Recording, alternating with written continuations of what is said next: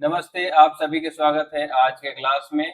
और आज हम डिस्कस करेंगे हमारे एक नए जिला बात करेंगे हम मनेंद्रगढ़, चिरमिरी, भरतपुर के बारे में। इससे पहले हम लोग सरगुजा संभाग के 2 जिला के बारे में देख चुके थे, जिसमें हम देखे थे सरगुजा जिला के जो संभाग का पहला जिला सरगुजा जिला के बारे में, और इसके बाद बात कर लिए थे हम लोग बलरामपुर जिला के बारे में। और आज की इस क्लास में हम देखेंगे मनेंद्रगढ़, चिरमिरी और भरतपुर, जो कि कोरिया जिला से अलग होकर बनाया गया था। 2022 में इसका गठन हुआ था और घोषणा किया गया था उस समय के तत्कालीन मुख्यमंत्री भूपेश बघेल के द्वारा। तो चलिए इसके बारे में हम आज के क्लास में देखेंगे, पढ़ेंगे, समझेंगे, बहुत सारे तथ्यों को देखेंगे। तो चलिए इस क्लास को हम लोग शुरू कर लेते हैं। तो आज का ये जो क्लास होगा हम लोग का होगा एमसीक्यू बेस्ड, जिसमें हम लोग इस जिले से जो भी एमसीक्यू बन सकते हैं उन सभी को देखेंगे। तो आप सभी के सामने आप सभी का पहला सवाल है, जिसमें आपको पूछा गया है कि जो हमारा एमसीबी जिला है उसका गठन किस तिथि को किया गया था, आपको बताना है। तो आपके सामने तिथि दिया गया है। पहला 15 अगस्त 2021, और दूसरा है 26 जनवरी 2022, तीसरा है 9 सितंबर 2022 और डी है 1 नवंबर 2022। तो आपको बताना है कि इनमें से वो कौन सी तिथि है जिस दिन उद्घाटन किया गया था एमसीबी जिला का। तो आपको सही विकल्प चुनना है और इसका आंसर देना है कमेंट बॉक्स में। तो बताइए इसका आंसर क्या हो सकता है। आपके सामने 4 तिथि दिए गए हैं, जिसमें से 3 तिथि 2022 वाला है और 1 तिथि है 2021 वाला। तो आप सभी को मैं पहले बता चुका हूं कि घोषणा हुई थी 2021 में 15 अगस्त 2021 को, लेकिन आपको पूछा है, घोषणा नहीं पूछा गया, उद्घाटन यानी कि जो गठन का जो डेट है वो पूछा गया है। तो यहाँ पे आपको बताना है जो डेट है हमारा 9 सितंबर 2022। इसका सही आंसर क्या होगा? 9 सितंबर 2022 को उस समय के तत्कालीन मुख्यमंत्री थे हमारे भूपेश बघेल, उन्होंने इसका उद्घाटन किया था। ठीक है, आगे चलते हैं हम अगले सवाल पे। और यहाँ हमसे पूछा गया है कि इसका मुख्यालय कहाँ है। हमारा जो जिला है मनेंद्रगढ़, चिरमिरी, भरतपुर, उसका प्रशासनिक मुख्यालय आपको बताना है कहाँ पर स्थित है। आपके विकल्प हैं चिरमिरी, विकल्प बी भरतपुर, विकल्प सी मनेंद्रगढ़, विकल्प डी जनकपुर। तो आपको बताना है जो हमारा एमसीबी जिला है इसका मुख्यालय कहाँ पे है, कौन सा वो स्थान है, क्योंकि ये जो जिला है इसमें 3 प्रमुख नाम शामिल है, उसी के नाम पे ये जिला का नामकरण किया गया है, जिसमें मनेंद्रगढ़ एक प्रमुख शहर है, चिरमिरी एक प्रमुख जगह है और भरतपुर भी एक प्रमुख जगह है। लेकिन इसका एक न एक जगह मुख्यालय होगा और उसी को बताना है आपका जो मुख्यालय है वो कहाँ पे स्थित है। तो इसका सही जवाब होगा मनेंद्रगढ़। मनेंद्रगढ़ क्योंकि सेंटर में पड़ता है आपका, ऊपर में हो जाएगा भरतपुर, यहाँ पे हो जाएगा क्या, मनेंद्रगढ़, और नीचे में क्या हो जाएगा, चिरमिरी। तो उस हिसाब से जो बीच का जो जगह होगा वो सबके लिए सहूलियत वाला जगह होगा, सबके लिए आसान होगा। तो इस पहुंच के हिसाब से, भौगोलिक स्थिति के हिसाब से जो हमारा मुख्यालय है एमसीबी का वो कहाँ है, मनेंद्रगढ़ में। तो हमारा इस तरीके से हमारा आंसर क्या होगा, सी होगा। ठीक है, आगे चलें। आगे चलते हैं हम अपने तीसरे सवाल पे। और यहाँ आपसे पूछा गया है एमसीबी जिले का निर्माण किस मातृ जिले को विभाजित करके किया गया था। आपको बताना है मातृ जिला कौन सा था जिससे विभाजित करके एमसीबी को बनाया गया। आपके विकल्प हैं सरगुजा जिला, विकल्प बी है कोरिया जिला, विकल्प सी है सूरजपुर जिला, विकल्प डी है जसपुर जिला। तो आप एलिमिनेट कर सकते हैं, क्योंकि आपको अगर मैप पता है, छत्तीसगढ़ का पूरा मैप अगर पता है, तो आप बहुत सारे ऑप्शन को एलिमिनेट कर सकते हैं। सरगुजा आपको बहुत इधर मिलता है पूर्व साइड में, ये हट जाएगा। सूरजपुर ये भी हट जाएगा विकल्प से, क्योंकि ये पूरब में पड़ता है। और जसपुर भी हट जाएगा क्योंकि ये सरगुजा से भी और इधर पूरब में पड़ता है। तो हमारा आंसर बचेगा कोरिया जिला। तो आंसर क्या होगा हमारा, बी यहाँ पे सही हो जाएगा। आगे चले, आगे चलते हैं हम चौथे सवाल पे। और यहाँ हमसे पूछा गया है सीमा रेखा के बारे में। आपको बताना है किस राज्य, जो एमसीबी जिला है उसके पश्चिम में आपको बताना है। यानी कि बात करें तो ये हमारा क्या हो गया, नॉर्थ, साउथ, ईस्ट और वेस्ट। तो आपको वेस्ट में बताना है कि जो हमारा एमसीबी जिला है उसके वेस्ट में कौन सा जिला कौन सा राज्य पड़ता है। तो आपके विकल्प है मध्य प्रदेश, विकल्प बी है झारखंड, विकल्प सी है उड़ीसा, विकल्प डी है उत्तर प्रदेश। तो आप बताइए वेस्ट में हमारा जो एमसीबी जिला के वेस्ट में कौन सा राज्य पड़ता है। तो आपको मैप अगर पता होगा तो ये हमारा राज्य पड़ता है मध्य प्रदेश, क्योंकि एमसीबी से ये डायरेक्ट सटा हुआ जिला राज्य है मध्य प्रदेश, जो कि पड़ता है हमारे एमसीबी के पश्चिम में यानी कि वेस्ट में। ठीक है, इसका आंसर क्या हो जाएगा हमारा, ए सही हो जाएगा। आगे चलें, आगे चलते हैं और आप सबके एक बहुत प्रसिद्ध जलप्रपात, या फिर बहुत लोग यहाँ जा भी चुके होंगे जो सरगुजा संभाग के होंगे, अमृतधारा जलप्रपात के बारे में बताना है आपको। और यहाँ पूछ लिया गया है ये किस नदी पे स्थित है। तो आपको बताना है जो हमारा अमृतधारा जलप्रपात है वो किस नदी पे स्थित है, अमृतधारा जलप्रपात। और आपको बताना है नदी, बनास नदी, क्या है वो गोपद नदी, क्या वो हसदेव नदी है, क्या वो रिहन नदी है। तो आपको अगर पता होगा कि उस क्षेत्र में कौन सी नदी बहती है तो आप इसका जवाब बहुत आसानी से दे सकते हैं। तो आपको पता होना चाहिए उस क्षेत्र में मुख्य रूप से रिहन नदी, तो ये सरगुजा में पाया जाता है। तो आपके सामने विकल्प बच गया 3, और उसमें से अगर गोपद को हम लोग एलिमिनेट कर दें तो बनास और हसदेव उस क्षेत्र में प्रमुख नदियां हैं। तो आपको बताना पड़ेगा यहाँ पे इन दोनों में से अगर बनास को एलिमिनेट कर दें तो हमारा आंसर बचेगा सी, क्योंकि अमृतधारा जलप्रपात पाया जाता है हमारे हसदेव नदी, और इसे उस क्षेत्र की या फिर मनेन्द्रगढ़ की जीवनदायिनी नदी के रूप में भी जाना जाता है। ठीक है, तो यहाँ टिक कर लेंगे आप विकल्प सी। आगे आप सभी के सामने अजैसन रीजन का सवाल है और आपको ध्यान से इसे पढ़ना है और इसका आंसर देने का प्रयास करना है।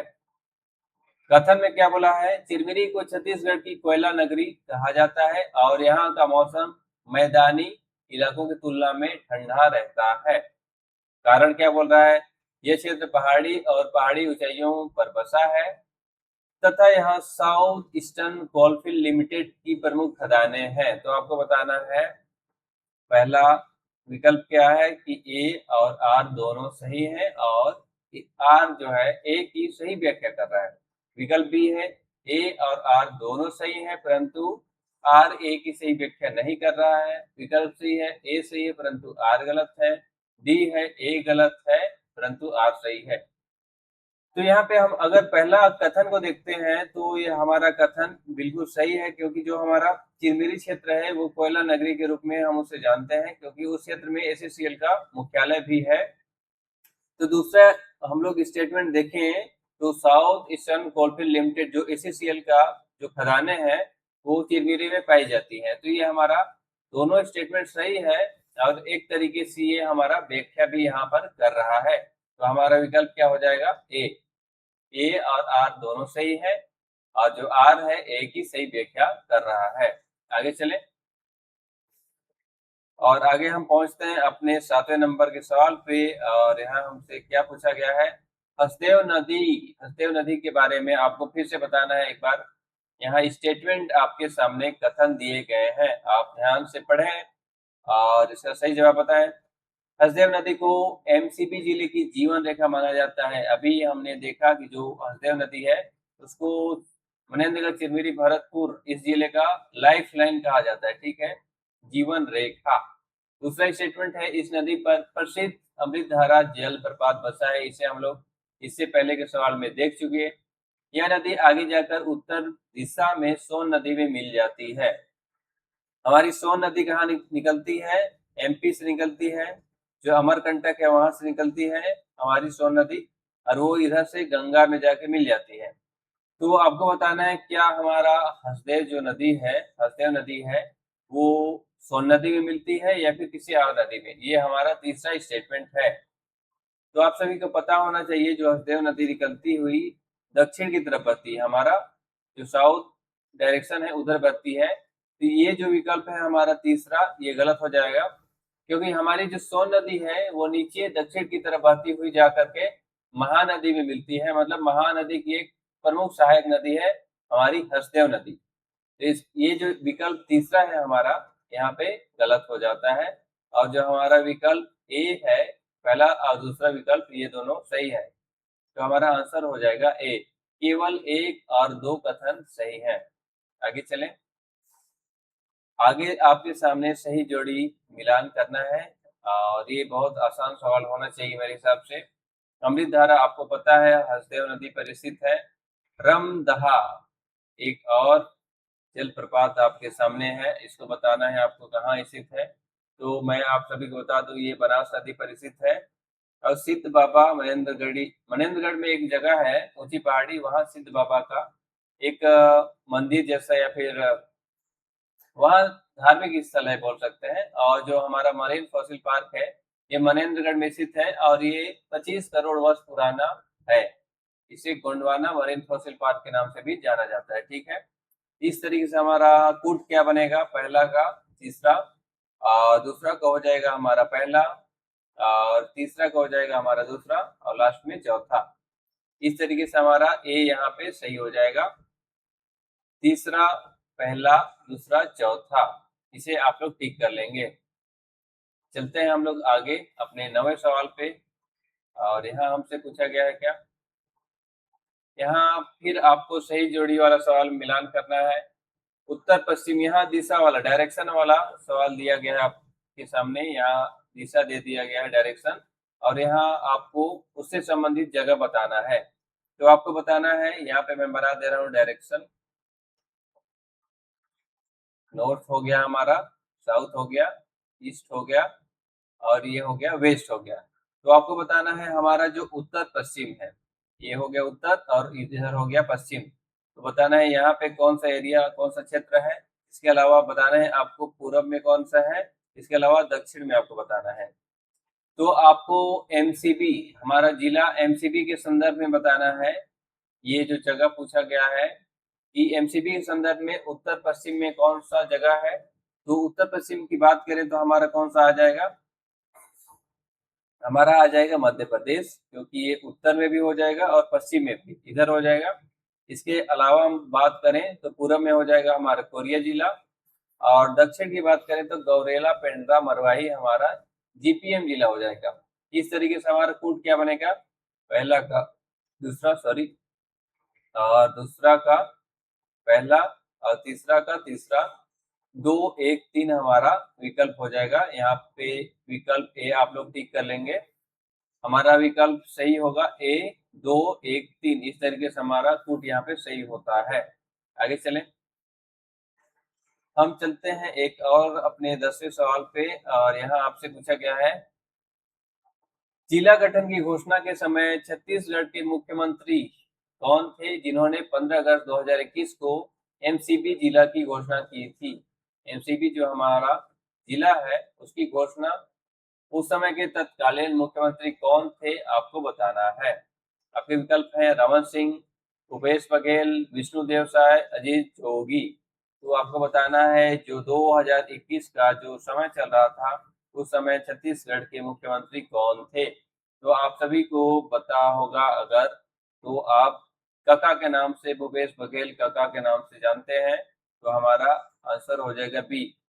उस समय के तत्कालीन हमारे सीएम थे, मुख्यमंत्री थे भूपेश बघेल जी, जिन्होंने घोषणा की थी एमसीबी जिला का। ठीक है, आगे चले। आगे चलते हैं हम अपने 11 नंबर के सवाल पे। और यहाँ हमसे पूछा गया है, छत्तीसगढ़ का कौन सा प्रसिद्ध पहाड़ी इलाका हिल स्टेशन अपने प्रदूषण मुक्त वातावरण और ठंडी जलवायु के कारण एमसीबी जिले का मुख्य आकर्षण है। आप सभी को अगर कभी समय मिलता है तो आप एमसीबी में जरूर जाएं, क्योंकि यह बहुत अच्छा जगह है, बहुत नेचर से जुड़ा हुआ है। यहाँ आपको हिल स्टेशन देखने को मिलेंगे, और मुख्य रूप से आप यहाँ पे अमृतधारा जलप्रपात जा सकते हैं, और इसके अलावा आप रामदहा जलप्रपात जा सकते हैं, और जो एससीएल, हमारा एससीएल का कोलफील्ड लिमिटेड है, वहाँ की खदानें देखने जा सकते हैं, और भी बहुत सारा जगह है। और ये पहाड़ी इलाका है, हिल स्टेशन, तो वहाँ भी आपको बहुत ही सुकून मिलने वाला है। तो आपको बताना है वो कौन-सा जगह है हमारा एमसीबी जिले में, जहाँ पे प्रदूषण मुक्त वातावरण आपको देखने को मिलेगा और वहाँ पे जाने के बाद आप बहुत ही ज़्यादा मौज करने वाले हैं। तो आपको बताना है, क्या वो मैनपाट है, क्या वो चिरमिरी है, क्या वो चैतुरगढ़ है, क्या वो बैलाडीला है? तो आप सभी को पता होना चाहिए। तो मैनपाट यहाँ से एलिमिनेट हो जाएगा, चैतुरगढ़ भी यहाँ नहीं पाया जाता है, बैलाडीला भी यहाँ नहीं होगा। तो हमारा विकल्प यहाँ पे बहुत आसानी से एलिमिनेट हो गया और विकल्प हमको मिल गया बी। तो आप चिरमिरी, आपको समय मिले तो आप कभी ज़रूर जाएँ। इसके बाद हम चलते हैं अपने 12वें नंबर के सवाल पे। भौगोलिक दृष्टि से एमसीबी जिला छत्तीसगढ़ के किस प्राकृतिक संभाग या भौतिक प्रदेश के अंतर्गत आता है? तो आपको बताना है, जो हमारा एमसीबी जिला है वो किस भौगोलिक प्रदेश में पाया जाता है? तो बताना है, क्या वो जसपुर शामली पाट प्रदेश में पाया जाता है? क्या वो छत्तीसगढ़ के मैदानी क्षेत्र में पाया जाता है? क्या वो पूर्वी बुंदेलखंड के पठार में आता है या फिर दंडकारण्य के पठार में आता है? तो आप भूगोल बहुत अच्छे से अगर पढ़े हैं तो बहुत सारे ऑप्शन को सीधे एलिमिनेट कर सकते हैं। जसपुर पाट प्रदेश हमारा नहीं आएगा क्योंकि वो हमारे सरगुजा के पूर्व में आएगा, मतलब एमसीबी इस क्षेत्र में है ही नहीं। यहाँ से एलिमिनेट हो गया हमारा विकल्प ए।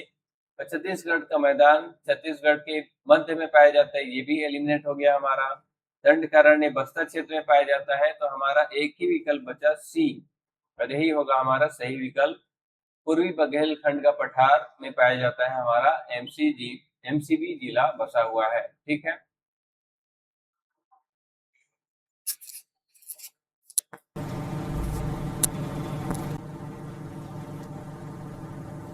एक मिनट आप लोग रुकेंगे यहाँ पे, थोड़ा सा हमारा जो लैपटॉप है उसकी बैटरी लो है। एक मिनट समय देंगे तो मैं उसे कनेक्ट कर लूँगा पावर बटन से।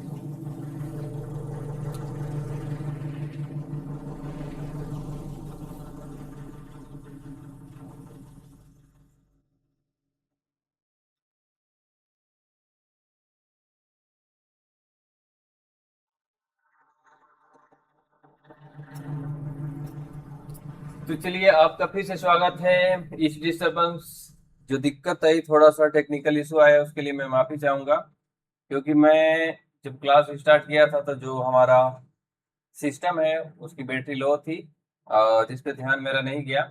चलिए, थोड़ा सा इसके लिए खेद है मुझे। तो आगे हम लोग कंटिन्यू करते हैं। हमारा क्या था, सही विकल्प था हमारा सी। और आगे चलते हैं, हाँ, हम अपने अगले सवाल पे। हमारा 13 नंबर का सवाल यहाँ आपके सामने हाजिर है। यहाँ आपको बताना है इसका आंसर क्या हो सकता है। यहाँ पूछा गया है, अमृतधारा जलप्रपात के समीप किस पावन पर्व पर विशाल पारंपरिक मेले का आयोजन होता है? तो आपको बताना है, जो हमारा पारंपरिक मेले का आयोजन होता है वो होता है अमृतधारा जलप्रपात के पास, लेकिन कौन से फेस्टिवल के अवसर पे होता है? कौन सा वो पर्व है जिसके अवसर पे वहां पे मेला लगता है? मेला तो लगता है, लेकिन आपको बताना है वो किस समय में और किस पर्व पर वो मेला लगता है। क्या वो कार्तिक पूर्णिमा के अवसर पे लगता है? क्या वो महाशिवरात्रि के अवसर पे लगता है? क्या वो मकर संक्रांति के अवसर पे लगता है? या फिर क्या वो हरेली के त्योहार पे लगता है? तो मैं बता दूं, ये जो हमारा त्योहार होता है ये महाशिवरात्रि के समय यहाँ पे मेला लगता है। ठीक है, हमारा आंसर क्या हो जाएगा, महाशिवरात्रि। जो भोले बाबा का त्योहार है हमारा महाशिवरात्रि, उस समय लगता है यहाँ पे विशाल मेला। ठीक है। तो आपको अगर समय मिलता है कभी एमसी में जाने का, और संयोग से आप उस समय पे पहुंच गए जब महाशिवरात्रि चल रहा हो, अगर आपके पास समय है तो आप अमृतधारा के पास मेले का आनंद लेने के लिए जरूर जाएं। और आगे आप सभी के सामने एक सवाल है, चिरमिरी क्षेत्र की में जो कोयला खनन का कार्य जो करती है कंपनी, उसको बताना है कि वो कौन सी कंपनी है।